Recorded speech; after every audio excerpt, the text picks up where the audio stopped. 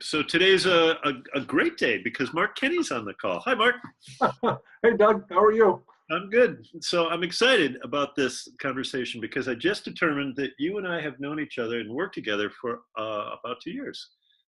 And it's now 2017. In 2015, we met, and you impressed the heck out of me because of, I'm going to introduce you and you're going to tell me what's accurate and inaccurate. But you impressed me because you've got this technology business, which you've built over the years, and it's able to provide some project management software that's pretty cool and proprietary. And then you've got this other hemisphere of your life and your world, which is leadership training using professional actors. And I think that's pretty extraordinary balance. Is that kind of accurate? Does that describe what you do at Hippos Solutions? That's kind of accurate. I don't know if you call that schizophrenic or what, but yes, couple different hemispheres. So it's been fun to grow in that other hemisphere that I almost, in some respects, didn't realize that I had before. And you've become really good, I think, at articulating what that is. You've got a model, DCS, and I'm curious what that is. Well, DCS is Discover, Create, Sustain. So I'm working more and more in solving some cultural things, such as retention for logistics leaders. Yeah. And oftentimes you don't know what the real issue is or what some of the underlying issues are. So it's a process just to help leaders to have something to follow. So do some discovery assessment to see what some of the issues are, what our strengths are, where do we need to go from here, and create some change intervention so that the status quo doesn't remain, but that we create some change and then sustain those outcomes that we've created. So DCS, Discover, Create, Sustain. Perfect. And I've seen you do implement this at Vanderbilt with some medical healthcare leaders and another environment as well. And what impresses me is when you use these actors, they're able to engage the audience and model in clever ways their strengths and kind of get them to articulate stuff. And you call them hippos. Can you a little That's bit? Right. Your company's Hippos Solutions, but what's these hippos all about? Well, sometimes I'll share that there's a couple different types of hippos in a group. Like before we can progress to the future, sometimes we need to kind of complete the past, if you will, and acknowledge where we're at and what the issues really are. And oftentimes we have these constant complaints about issues out there. This person won't do this, or they won't change, Yes. or they don't communicate with this other group, or whatever those are. But those are really kind of above the surface hippos. I can use that analogy. It's your company. Yeah, keep going. And we stop there. But there's another kind of hippo that's kind of under the water, that lurking hippo. I think that represents what's really driving some of those behaviors, some of the mindsets that we have. And it's really what we all want. We want to be heard. We want to feel safe. We want to have some control over our own destiny. So helping leaders recognize some of that.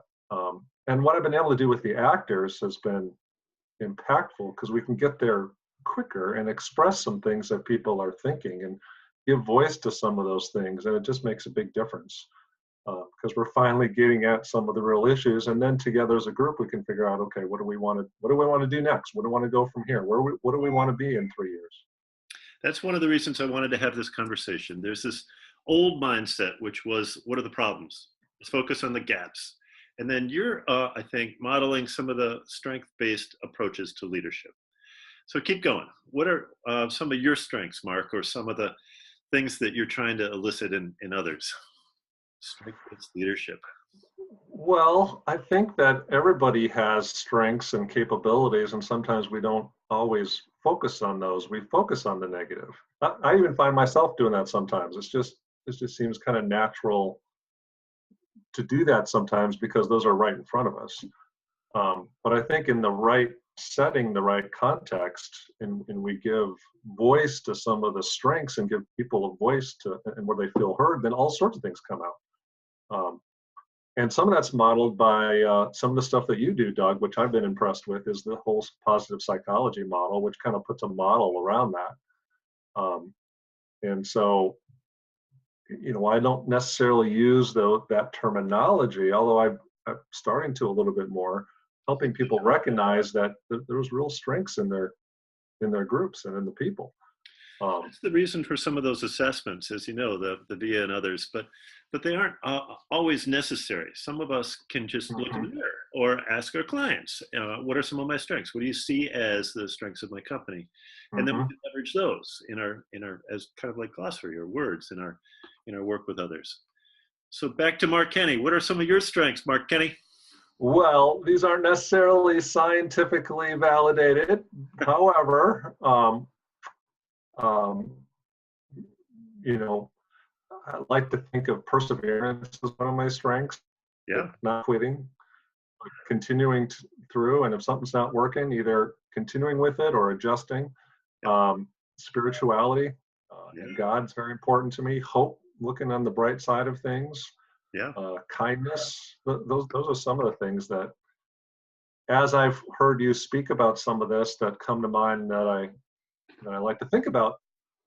Well, guess what? I see in myself. Several of the 24 that are validated by this guy, Peterson and Seligman in 2000. And the interventions are implemented by Ryan Niemiec and others at the VIA Institute. So you just named them without even doing the assessment, which doesn't at all. Well, but I love that book. I love the title of that book, Flourish. I mean, I heard you talk about this a few weeks ago, and that's a word that really struck out at me, because we all want to flourish, but so many people, I think, feel like they're not flourishing, and there's no reason they can't. They do. So let's end this with a notion of whatever you see as market trends ahead. I'm of the opinion, as you know, that leaders practice leadership, that we get better at practicing those skills, just like physicians practice medicine, or we all learn to comply with driving patterns and stay between the lines. How do we think about the future of leaders ahead? Are there certain things that you think leaders need to learn? Yes.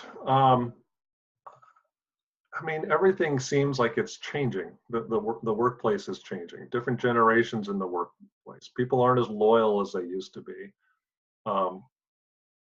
So what comes to mind as he asked that is, number one, I'm thinking leadership and followership, right? When do I need to lead, and when do I need to follow and set my ego aside a little bit? That's one thing. But also, as I lead, how do I make my people's voice heard? How do they really feel like they're listened to? Yes. That they're part of the team, that they can contribute, that they have that they're part of creating the future. And some of that, I think, is a lot of just listening and pulling out some of those strengths in people. And I think that's something that leaders are going to learn, that need to learn, in order for their groups and themselves to really flourish. Absolutely. So when people want to connect with you, what's your website and phone number and all that stuff? How do they contact you, Mark? Hipposolutions.com. Not HIPAA, but Hippo, like the big animal, HIPPO. And mkenny, MKENNY at hipposolutions.com is a great email address. That's a great way to get a hold of me. Or 615, I just changed my phone number, 465-0465.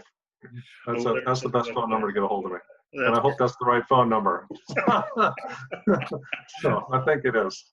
In that spirit of a continually dynamic work environment. Here we are. We're modeling the dynamism.